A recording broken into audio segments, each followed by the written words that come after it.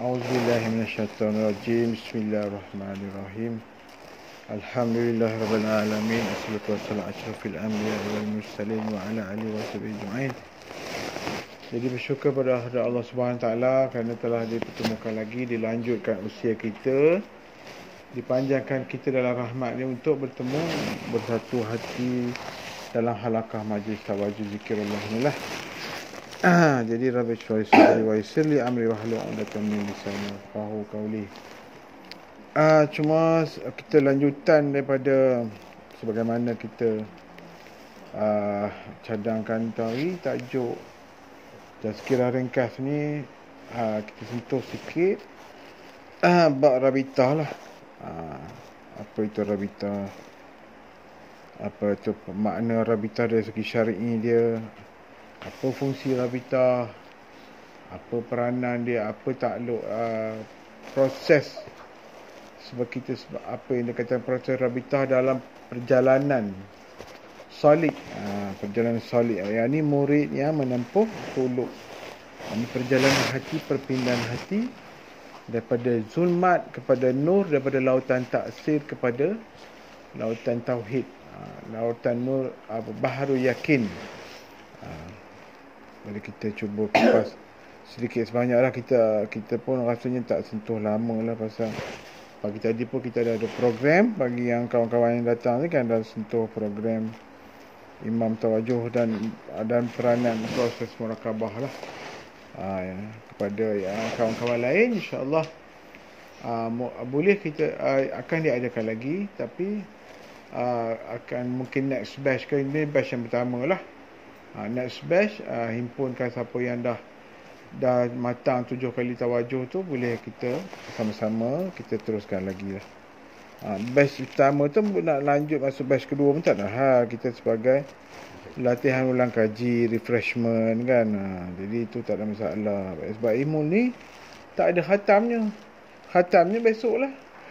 Kita kembali ke rahmatullah, itulah khatamnya. Kita tak ada mana persediaan kita membawa diri daripada martabat hati awami kepada arif billah. Dia ada proses dia lah. Jadi nak sentuh tentang rabitah lah. Bila disebut perjalanan tarik atau perjalanan suluk kita, mesti ada pembimbing lah. Pembimbing ataupun pendorong.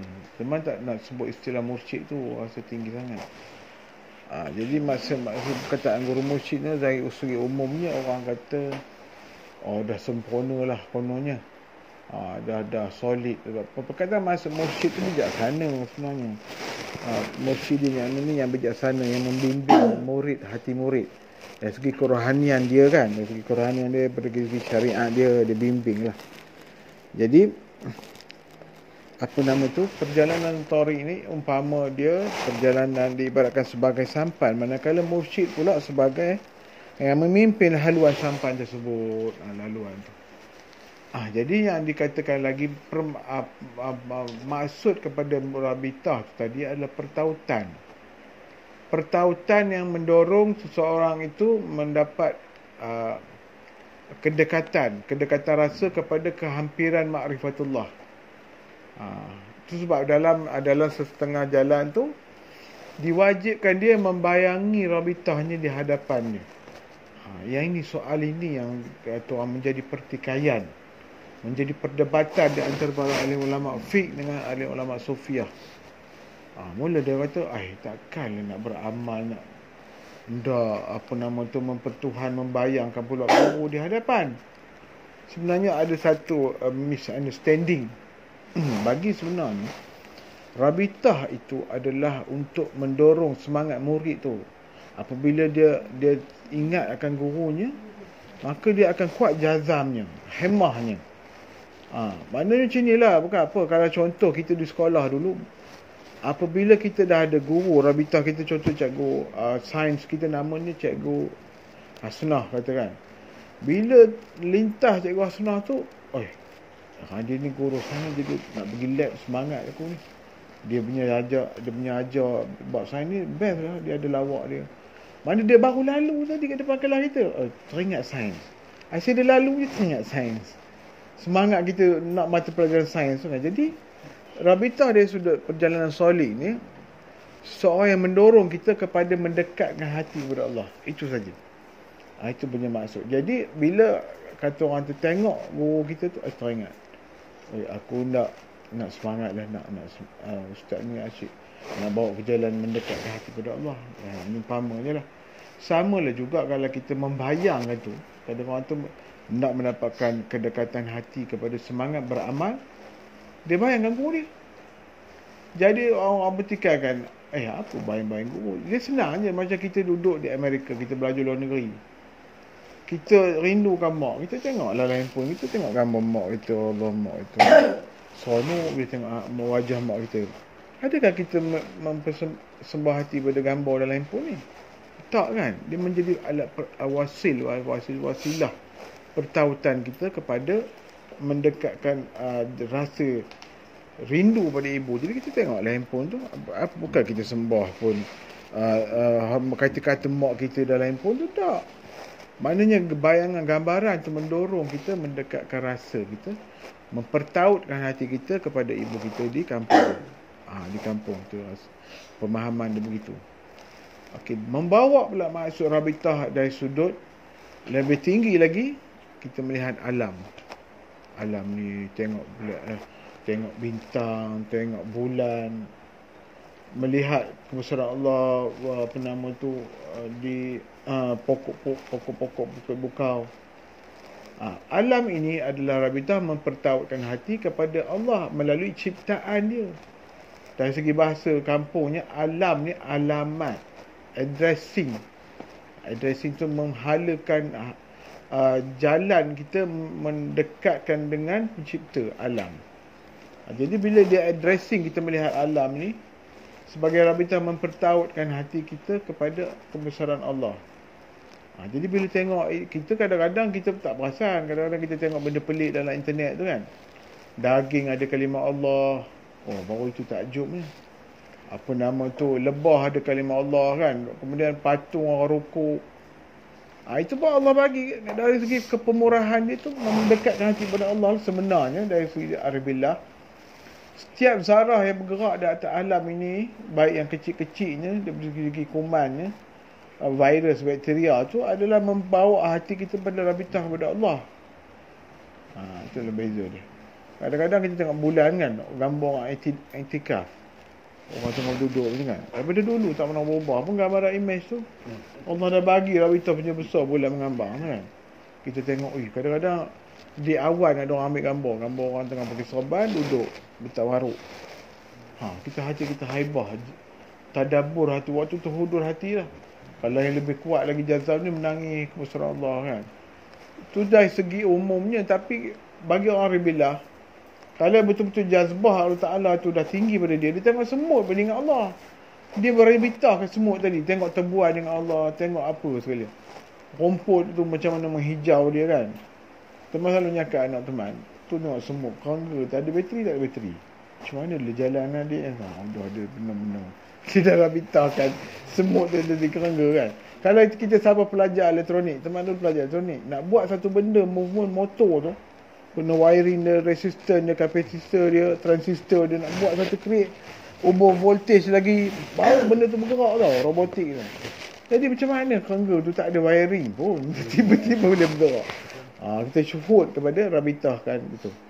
Jadi Rabitah tu adalah dari segi umumnya mempertautkan hati kita ke arah perjalanan ma'rifatullah kan, hati kita kepada Allah. Itu dia punya ringkasan.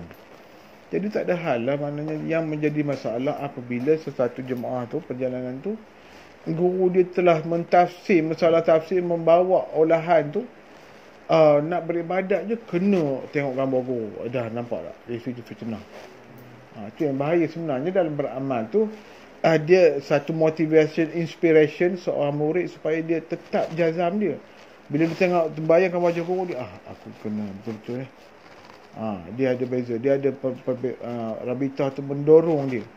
Bagi hati yang masih rosak lagi lah, Tetapi kata teman, apabila seorang itu telah berpindah hati daripada zulmat, dari kegelapan kepada nur, kepada lautan baharu yakin, dia dapat tanpa rabitah pun dia mendorong hati dia kuat. So tak ada masalah dia meninggalkan rabitah dari segi bayangan hati dia. Dia boleh skip, dia tak ada masalah. Dia terus zikrullah. Dalam konteks ini kata dia Syekh Fuad Said Al-Fuad, penulis kitab dalam karangan Naqsyabandiyah, pertahanan tarekat Naqsyabandiyah, dia ada sebut apabila seseorang itu telah berjaya melepasi rohani dia daripada membayangkan rabitah, kemudian dia cuba, dia dah abdah dari segi rabitah, dia cuba turun balik untuk merabitahkan, seumpama orang yang turun daripada tempat yang daripada tinggi, dia turun ke tempat yang rendah, dia dah rugi. Di sini konteks dia bukan dia mengatakan orang tu dia skip rabitah dari segi meninggalkan guru, bukan. Dari segi hemah perjalanan hati dia, jazam, haibah dia telah mampu tanpa rabitah, dia telah rabitah tu tadi telah menolak dia ke atas, dan dia tanpa rabitah, membayangkan rabitah, dia telah berjaya duduk di makam yang lebih tinggi daripada apa yang dia alami tu. Dia boleh skip, tak perlu masalah. Dia tak boleh pula turun, aku dah tak buat rabitah ni, aku kena buat balik lah. Umpah kata dia Syekh Fuad tadi, seumpama dia turun daripada tempat yang tinggi berpindah ke tempat yang rendah, gila kan. Di situ bukan kita menafikan rabitah, sebab dari sudut rabitah tu pertautan hati. Macam tuan-tuan, bila teman bercakap tentang satu contoh dalam satu grup, semangat tuan-tuan berubah. Orang macam ni, jadi semangat balik, inspiration. Pasal manusia ni dia ada turun naik, kita kena faham. Rutin manusia ni atas bawah biasa, kejap down, kejap malas. Jadi bila rabitah tu mempertautkan balik tentang ilmu yang dibicarakan, contoh ilmu kafiat, dia kuat balik semangat. Aku tak boleh lah, aku kena ni balik lah. Dia dorong balik. Kemudian dia dah duduk dalam tempat tinggi, tak perlu lagi dia terbayang balik wajah teman. Semua sepatutnya dia dah duduk kedudukan yang elok waktu untuk kadar dia waktu tu. Tapi kalau dia down balik, dia kena rabitah balik. Cuma rabitah ni ada maknawi dan rabitah syar'i, dan rabitah fikrah lah maknanya. Macam sekarang ni kita dalam rabitah fikrah, teman cuba sampaikan ilmu kan. Yang tadi duduk dalam tawajuh, rabitah maknawi, ditarakikan, dihimpunkan, dilempahkan. Kalau siapa dah belajar ilmu tawajuh tadi, dia dah lempahkan rohani dia sanad, dipertautkan balik dan pergi masyair-masyair sampai ke membawa kita kepada rabitah Rasulullah sallallahu alaihi wasallam. Dan daripada rabitah Rasul lah kita dapat memahamkan tentang Allah Ta'ala, mendapat jazbah hadrat Allah Ta'ala. Anda kata Rasulullah tak jadi rabitah kita, siapa nak memperkenalkan Allah Ta'ala pada diri kita? Itu pasal dia pentingnya salawat Nabi kan. Rasa salawat pun penting. Tuan-tuan buat je, nanti kita kupas apa maksud yang dikatakan Allah bersalawat ke atas Nabi. Itu kita kupas balik. Allah Ta'ala Nabi kenapa? Itu mungkin kita akan separate tajuk tu khusus, sebab teman tak nak rajak. Teman pantang teman ni, kalau kita berbicara satu tajuk lah. Jangan orang rela rajak macam teman pun nak cuba disiplinkan hati. Kadang-kadang kita ni menyampaikan sesuatu, dia ada ghairah dia, seronok dia nak sampai. Teman terpaksa disiplinkan hati teman, cuba limitkan ghairah tu pelan-pelan. Nak cerita ke orang ni, kita biar hati dia memaham sedikit demi sedikit. Pencernaan tu penting. Kadang-kadang orang yang mencerita tu ghairah macam tu, gitu begini, sampai orang yang dengar tu dah naik lugu kepala dia. Apa benda dia cakap ni, dah sekejap tinggi, sekejap rendah. Kalau terbang macam dia konstant dia 30,000 kaki, baru naik 45. Tak pernah makan terbang sekejap 20,000 turun balik. Sama orang dalam tu muntah monggik lah. Macam tu lah perjalanan kita sebenarnya. Janganlah terlalu misalnya ghairah. InsyaAllah. Jadi itulah pemahaman asal rabitah. Jangan bila dengar rabitah kita baca dari sudut negatif. Rabitah ni syirik ni, mana boleh tawasul. Teman, sebenarnya ada satu kitab menyebut 3/3 dalil dalam syariat membenarkan 3/3 dalil daripada ulama yang membenarkan rabitah. Dia ada step by step. Teman, kitab tu dah hilang pula. Allah kadang-kadang boleh dapat bawa, boleh baca. Yang beritahu kitab teman tu Dr. Jahid Siddiq, Profesor Tuan Guru nak Syabani jugalah. Dia bagi kitab tu teman. Teman dah study lama dah, 2004 tu. Terlupa. Kalau teman kupas itu banyak cerita dalil, 33 dalil yang mendirikan hujah membenarkan Rabitah. Dia bawa dalil aklinya, dalil musyahadah, dalil ahli sufi. Bahkan disebut dalam satu hadis riwayat Sayyidina Abu Bakar Siddiq mengatakan, aku tidak pernah berpisah dengan Rasulullah hatta di dalam bilik aku membuang air najis kan, dalam bilik air. Macam mana tu kita fikir Sayyidina Abu Bakar kata tak berpisah dengan Nabi wala hatta di bilik air sekalipun. Dia sebut kalau berita kasih sayang ni dengan Rasulullah tu cukup hebat. Dia tak pernah berpisah, dia kata, walaupun di tengah membuang air, membuang najis bilik air. Maknanya dia kasih sayang Rabitah tu telah jiwa Rasulullah tu berada dalam ingatan dia sentiasa.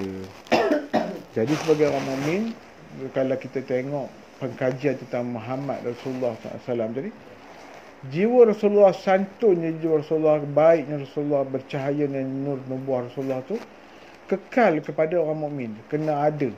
Itu yang kalau kita tengok dalam khusus Mabadi ataupun tajuk yang dibawa oleh Ustaz Wan Hizam. Kalau siapa pun tengok syarahan dia, tentu akan faham jiwa Muhammad itu tak mana. Adakah kita semayang? Dia selalu perlian. Kita semayang ni pasal nak selesaikan tanggungjawab je ke? Ataupun solat kita ni kita nak sebenarnya nak faham jiwa Nabi tu ke? Jiwa Muhammad, selalu sebut Muhammad. Kita ni dalam mungkin syarahan-syarahan ustaz tu, dia orang cerita tentang output je. Dia bercerita tentang kualiti jiwa Muhammad, tentang macam mana manifestasi jiwa Muhammad, kebaikan, teladannya jiwa Muhammad. Dia orang tak guide dia punya track. Macam mana nak dapat macam tu sebenarnya? Macam mana nak dapat dengan jiwa Muhammad tu kan? Rasulullah, jiwa Rasulullah. Macam mana dapat kebaikan? Macam mana nak dapat sifat dia? Jadi sebenarnya track yang perjalanan rohani cara sufi tasawuf ni, dia membenih daripada asal. Ini cara dia, ni ubat dia, makan ini. Lama-lama kita akan dapat benih tu. Bila dapat benih, dapatlah pokok. Dapat pokok, dapatlah dahan, dapatlah buah.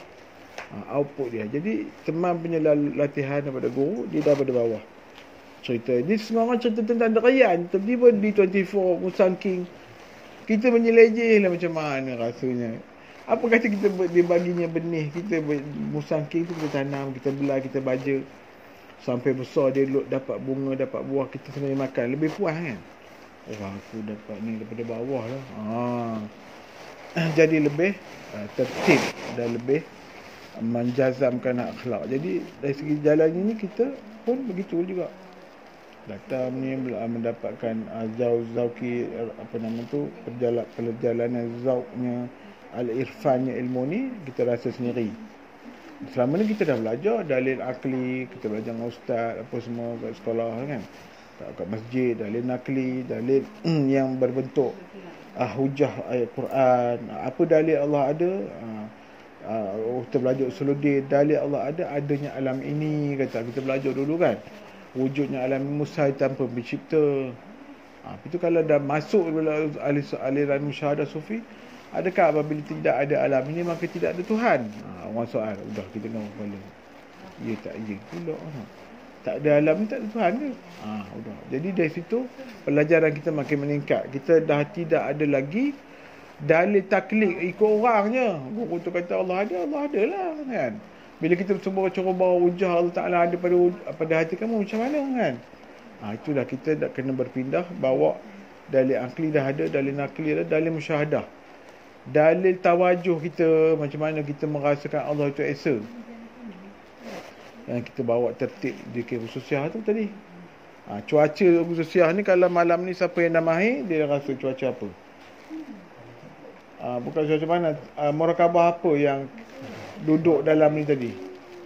Kalau bukanlah teman nak uji dah, kalau tuan-tuan boleh rasa murakabah apa yang sedang berlangsung tadi. Tuan Mika rasa mak ayah kan. Sebenarnya tadi ada hadiah dululah. Hadiah tu tuan-tuan teman cuba Allah dengan doa apa semua supaya tuan-tuan duduk dalam hadiah, maknanya mengikis syirik tuan-tuan. mengikis syirik. Jadi itulah permulaan tadilah yang dapat mak ayah tu sebenarnya ada juga. Teman lalu lintas ke sebentar lah. Itu antara sebahagian rahsia permohonan tawajuh. Jadi pelajaran tu kita latih. Hadiah pun ada banyak pecahan. Sebab apa? Dalil dan burhan yang teman kita buat, kita imarahkan dalam majlis tawajuh ni, dia ada berbagai lah. Kadang-kadang ukuf, kadang-kadang amakiyah, kadang-kadang hadiah.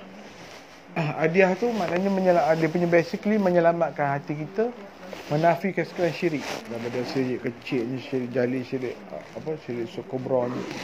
Kita tak mahu lagi. Kadang-kadang kalau siapa yang dah lazim mulazamatul zikri, akan zikir khususiyah, insya-Allah seorang yang biasanya dia duduk rajin main cincin, main kerih, tak payah kita terlalu nak marah-marah dia, itu syirik. Lama-lama bila kita duduk dalam merakabat hadiah, dia rasa dah satu kebodohan aku ni.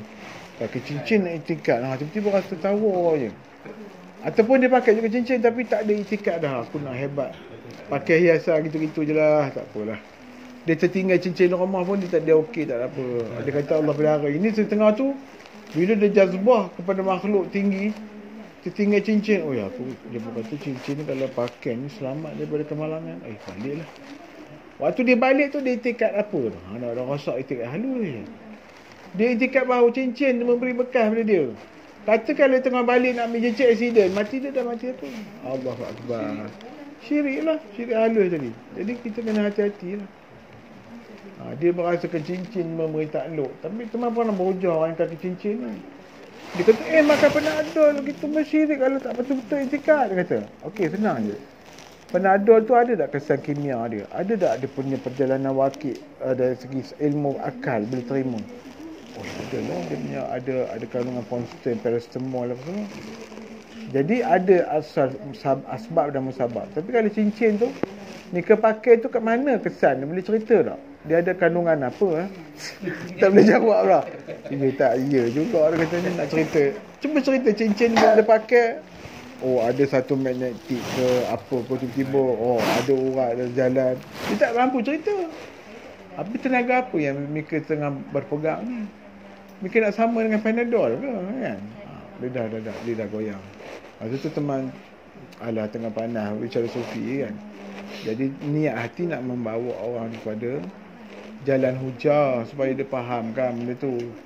Dari segi ilmu adat dan dari hakikinya, orang yang beriktikad tu disangkanya benda itu memberi bekas. Dari segi pelajaran syar'inya telah syirik. Seolah-olah mengatakan ada makhluk lain selain Allah yang memberi takluk kuasa seperti Allah. Dah bertentangan dengan sifat 20 yang kita belajar kan. Kalau kita kaji sifat al-syar'iyah tu, dia halus. Dia kupaskan macam mana takluk, usul ikhtiar takluk, kudrah iradah Allah Ta'ala takluk itu. Jadi kalau kita memahami itu, dia lebih menguatkan hati lah. Cuma dalam proses perjalanan ahli tawajuh ni, dia menyaksikan kebesaran Allah itu bukan lagi hanya sekadar dalil akli dan dalil nakli. Dia dah masuk dalil burhan, lautan baharu yakin. Dia dah masuk, mana dia telah tenggelam dalam satu tekatan hati. Dia tidak lagi beriman sebagaimana iman orang taklid. Taklid ni ikut je. Guru tu kata Allah Ta'ala itu esa-esa lah.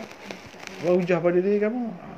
Tak ada lah, aku rasa tak cakap betul lah, aku ikut lah kan. Jadi kata orang tu iman tu masih daripada tahap grade. Kalau C ada B lah, dia belum sampai grade A lah, itu je. Kita kalau boleh kata hadis Nabi pun, sebaiknya adalah hari ini lebih baik daripada semalam dan hari esok lebih baik daripada hari ini. Itu maknanya apa? Proses membaiki hati ni makna di sini nanti makna tadi tu bahawa proses itu tidak pernah berhenti. Aku dah cukup hebat dah, tanya cukup lah. Dah. Wa'imah orang belajar mana pun Mesir pun dia masih lagi belajar. Kita tak perlu pelajaran macam tu lah. Dia berbeza dengan orang yang belajar Mesir luar negeri tu. Mungkin dia nak memahamkan ilmu tu untuk diri dia, dan kemungkinan dia nak menyampaikan dari segi fikrah memelihara ilmu syariat tu. Sebab tu ada banyak berbagai bidang dalam Islam ni kan. bidang politiknya, bidang fikahnya, bidang tasawufnya. Masing-masing ada peranan. Kita tak ada soal. Jangan petikai kalau kita aliran manhaj sufiah atau tarekat, jangan petikai orang fiqh. Dia ada peranan dia kan menegakkan hujah kepada masyarakat Islam begini, perjalanan Nabi begini. Dia mampu jalan yang itu bidang dia. Kita dalam bidang konteks membersihkan hati dan kita sama-sama belajar juga. Apa yang disampaikan oleh Ustaz Kazim ke Ustaz apa yang kita popular itu ikutlah. Mana yang jangan sampai jumpa Ustaz menafikan perjalanan sufiah ni, perjalanan hati. Kalau nafikan tu kita jauh lah. Aku tengok nak semangat beramil, tiba-tiba berjumpa Ustaz Wahabi. Apa ni tarekat ni? Wish kita baru semangat dan merosakkan jazam hati kita. Tak sedik baru nak berkembang bunga dah terkincup hati. Jangan dekatlah Ustaz tu. Teman nasihatkan jauh lah. Bukan kita nak bantai dia pula, jangan. Rasa hati tak payah marah-marah lah. Kalau ada ustaz tu jumpa dah. Skip, ignore je lah. Orang putih kata ignore ibadat hati. Ada katanya perjalanan tasawuf ni kotor macam ayat acak pula dah. Ada pula satu ustaz. Kataan ayat acak tu utara. Teman tanya orang Kedah apa maksudnya. Ayat limbah tu kata jarabi. Macam-macam lah. Jadi dia telah menurunkan hati kita. Orang nak mendekat hati Allah, patut dia memberi semangat lagi kan. Kacau. Condemn pula. Jadi dapat ustaz tu kita tolak lah, tak payah nak lawan. Tolak biar. Dia punya pemahaman tentang tu. Mungkin dia berjumpa dengan golongan yang gadungan, dekat sufi gadungan ni ada juga yang memalsukan, memperlekakan ulama. Mungkin dia jumpa yang tu dia anggap semua satu dunia tarikat mungkin ajak kan, payah lah. Jadi tak betul lah juga. Maknanya dia tidak adil. Banyak yang tak elok pun. Teman berjumpa ada juga tarekat yang meminggirkan hakikat, meminggirkan syariat ada juga.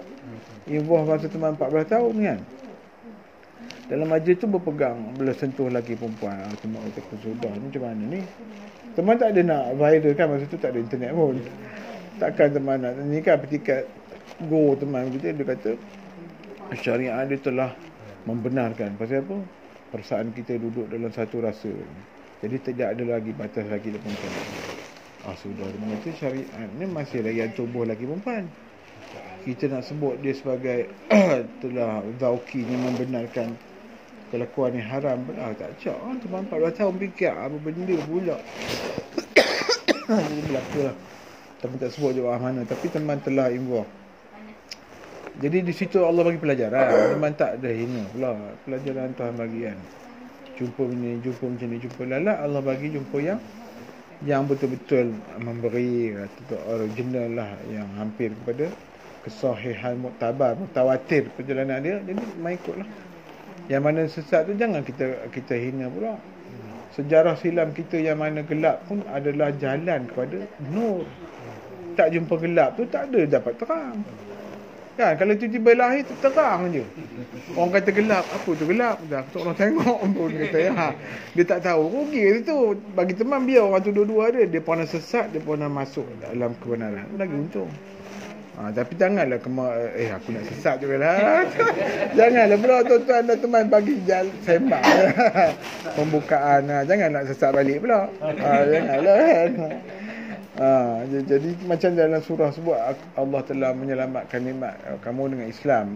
Dulunya kamu setelah hampir kepada api neraka, maka sekarang telah Allah tarik daripada, ada satu surah teman lupa surah apa. Mana Allah memberi nikmat Islam dan iman tu kita pelihara lah. Allah pun selalu suruh kita doa jauhkan daripada berbolak-balik hati. Kita minta jauh. Jadi itulah makna asas tentang maksud hakikinya masuk rabitah lah. Jadi tazkirah teman tak niat nak panjang-panjang kan lah. 29 lagi seminit, 30 minit. Jadi sekiranya ada persoalan tentang rabitah, boleh kemukakan lah, kita bantulah sama-sama. Tadi lepas Ustaz zikir tu, saya rasa macam saya berniat lah kan, minta Allah dorongkan diri ke jalan dan tak ada bimbingan Ustaz itu rabitah. Maknanya situ dorongan, maknanya kita ada iradah kepada jalan ini kan. Maknanya setelah bila ada iradah ada doa. Maknanya Allah nak mendorong kami ke makbulkan hajat tadi melalui doa tadi. Maknanya dah ada jalan tu, insya-Allah dimakbulkanlah. ada satu kalam hikmah kata, apabila adanya iradah untuk berdoa, maka ketahuilah itu adalah jalan makbul. Benih kepada jalan makbul. Contohnya kita iradah, aku nak niaga lah. Nampak? Itu Allah akan makbul. Maka akan dorong lah. Dia buka ni jalan niaga. Ada jumpa kawan pula buka bisnes ini, aku ada produk ini. Dia terbit daripada iradah je, doa. Aku nak cubalah nak doa, nak ubah keluarga aku. Ya Allah tolonglah aku. Kita cakap best dia. Akan terbit sedikit. Maka berkembang. Tapi dengan ikut jalan syar'inya ahli sunnah wal jamaah, kena ada usaha, kena ada doa, kena ada tawakal, kena ada urusan yang kita berkait dengan apa yang kita belajar tu lah. Jangan niat majnin kan, apa nak berniaga lah. Besok aku nak buka ejen ni, besok aku nak ini, besok aku nak itu. Rupanya atas hati. Kita ambil sudah. Tak mahu orang Islam, dia ada jalan. Bila terbit doa, Allah akan dorong. Begini. Macam sama ya tuan-tuan, dunia berdoa jumpa kafir, aku nak teringin lah belajar. Aku teringin nak ubah hati lah, ustaz ni kata begini. Dorong.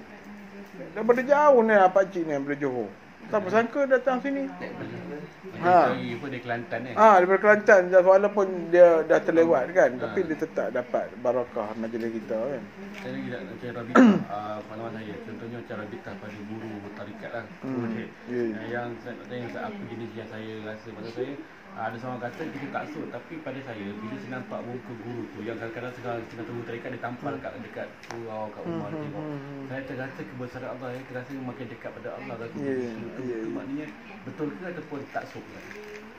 Dia maknanya kalau dia dalam keadaan macam mana dia tu, condition macam mana, adakah dia lemah, bila dia tengok wajah guru dia semarakkan lagi semangat, dia tak apa. Itu kalau mak saya dia semangat, rasa dia makin dekat dengan Tuhan. Makin mana mendorong supaya dia tidak lalai. Katakan dia tengah dia lalai ni, masa sekejap A sekejap B, bila ternampak wajah, tak boleh lah, kenalah. Sama juga dia letak gambar ibu bapa dia duduk. Kita duduk KL macam pergaulan bebas macam mana. Bila katakanlah kita cerita dia bawa awet rumah sewa, tiba-tiba memang dia dah tampil gambar mak ayah dia, bawa masuk bilik gambar mak ayah duduk jeling. Allah, mak jom lah balik lah kata. Itu dah pintar tu. Padahal bukan mak dia tahan tu, tadi kan. Kata dia tu buat jahat, bawa bos yang Ainah rewang apa. Mak tengok dah. Baliklah hang kata. Dia dah cegah. Dia Rabitah telah mencegah. Itu je konsep dia. Bukan kita meletakkan ta'assub kesembahan hati kepada gambar tu, dah. Jadi kebanyakan orang yang tak faham letak gambar guru, tengok tu dia ta'assub guru tu. Kita patutnya pada Rasulullah, dia kata. Kalau betul lah ada gambar Rasulullah pun haruslah simpan. Tapi siapa, tak ada larangan kan meletakkan gambar Rasulullah sebagai, tak mau dipuji sebagaimana kaum Nasrani memuja Nabi Isa. Kita nak mengelak tu, ada larangan mazhab yang meletakkan. Jadi wajah guru, wajah orang soleh, ada pula dalil membenarkan. Melihat ada beberapa perkara yang membawa kepada rahmat Allah. Pertama, melihat Al-Quran. Kedua, melihat gambar Kaabah. Ketiga, melihat wajah orang soleh. Itu ada dalil hadis.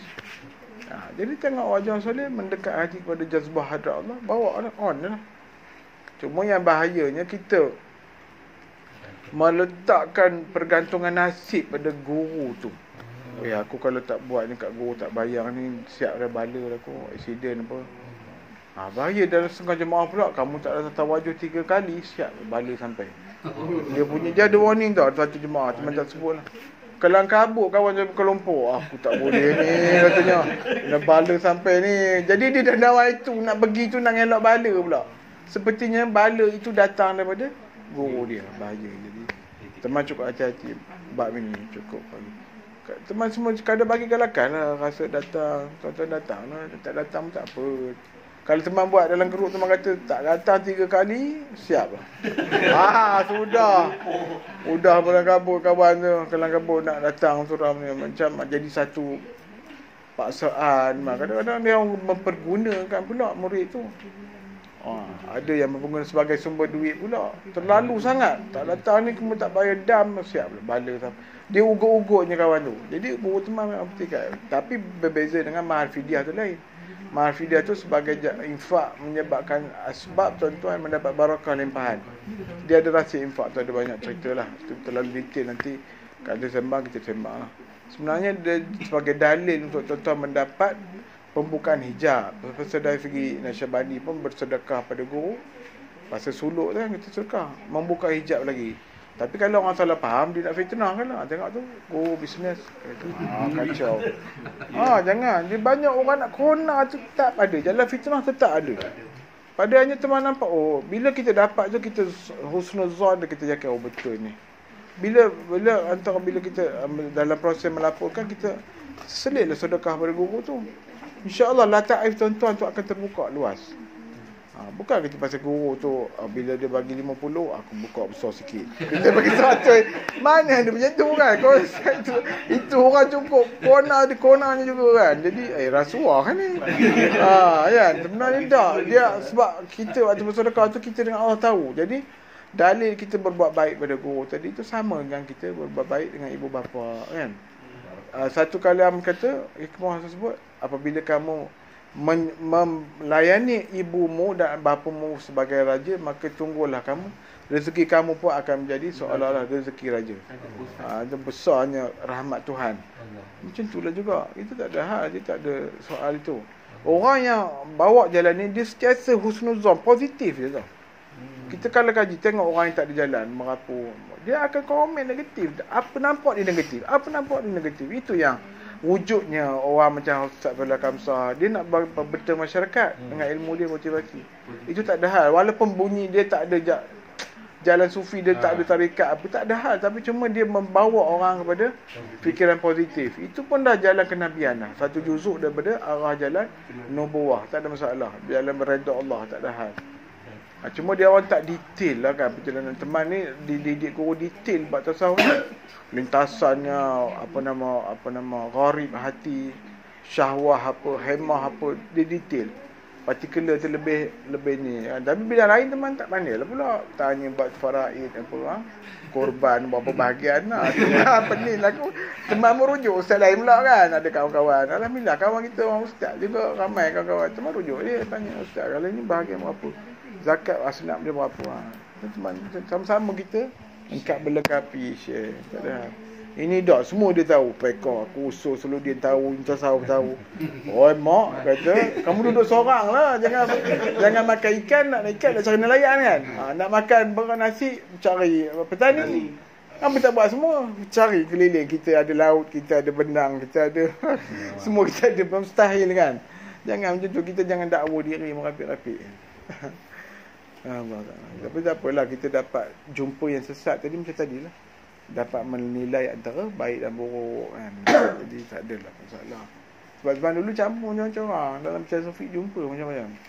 Orang yang ajar aliran ini, orang alim tu kawan lah. Jumpa di KL. Masa tengah sihat pun berata pergi. Sana pergi, sini pergi. Campur jemaah ni, campur jemaah ni.